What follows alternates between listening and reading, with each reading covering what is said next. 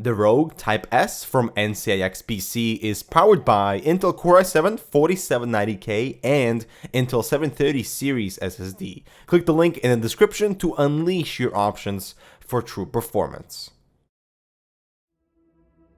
Hey guys, Eber here with Hardware Canucks, and a few months back we took a look at Eurocom's M5 Pro, a gaming notebook that set the standard as one of the best performing notebooks for the price.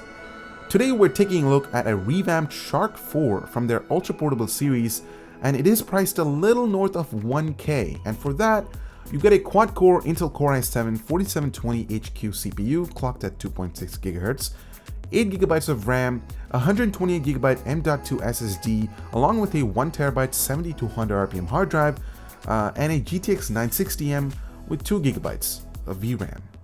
Let's check it out.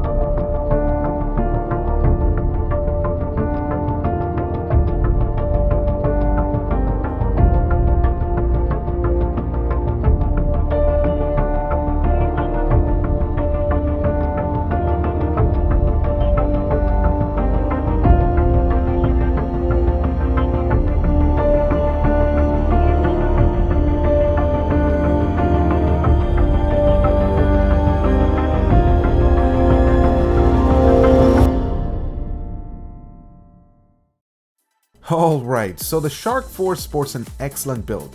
The chassis is made from premium plastic material that does not feel cheap, plus the front panel comes with a soft touch rubber surface that feels a lot smoother and comfortable to hold in the hands. And the same finish has been applied to the palm rest, which surprisingly does a good job preventing the heat from spreading to my palms while gaming. The screen does show signs of flex when opening it up, but it's a lot sturdier than the M5 Pro. It weighs about 2.5 kilograms, which is definitely not light, and I'm not exactly sure why Eurocom advertises them as an ultra portable gaming laptop, but personally I don't mind the extra thickness considering how well built this machine is. And when you open the lid, you're greeted with a beautiful 15.6-inch 1920 by 1080 IPS display that's stunning to look at. Viewing angles and the contrast ratio are top notch with rich colors and deep blacks. Plus, this is an excellent panel for editing and gaming as well. The two front-facing speakers powered by Optical are angled slightly. This way, the sound is projected directly to the user, and over the course of my testing, I noticed that the speakers lacked in the bass region, and it was more emphasized on the vocals considering how treble-friendly it is. Let's take a listen.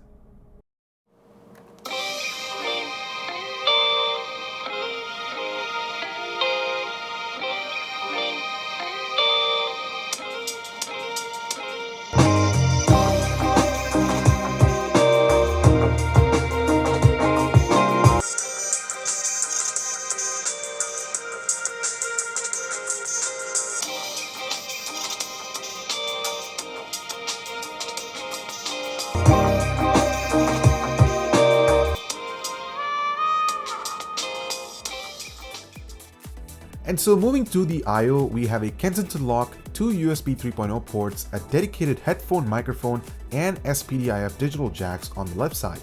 Switching over to the right, we find a gigabit Ethernet, VGA output, a single USB 3.0 port, memory card reader, and yes, a SIM card slot.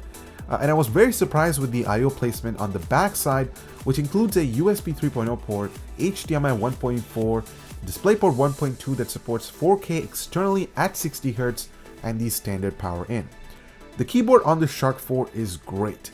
The tactile response on the keys are solid, and the entire keyboard is shifted downwards a little bit, which contributes to proper finger travel distance. The WASD keys are highlighted with these red arrow marks, and the keyboard does have two stages of backlighting that is very nice to see.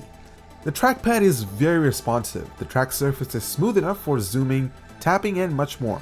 I was disappointed to not find an option within the driver's software to enable double tap for left click, but on a good note, the dedicated primary left and right click buttons carry on that excellent satisfactory feel, and the included fingerprint reader is a nice feature, although it's a hit or miss, sometimes requiring 2 to 3 swipes to log in. Internal expansion on the Shark 4 is flexible. You can expand the memory up to 16 gigabytes, and the M.2 slot is accessible and it can easily be upgraded to a higher capacity SSD. And this notebook does support Samsung's SM951 series drives that sports an insane 2 gigabits per second read and write speeds.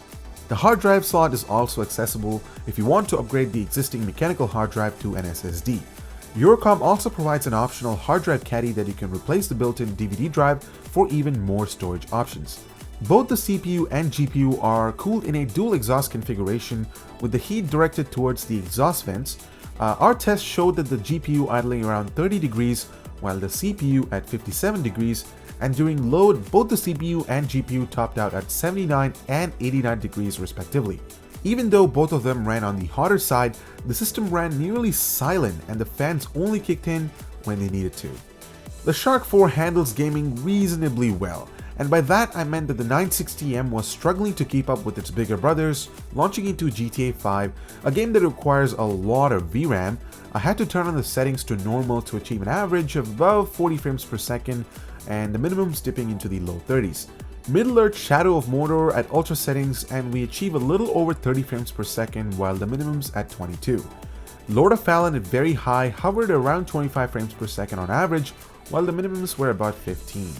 On a good note, Bioshock Infinite at ultra settings ran smoothly over 70 frames per second on average and the minimums dipped into the low 40s.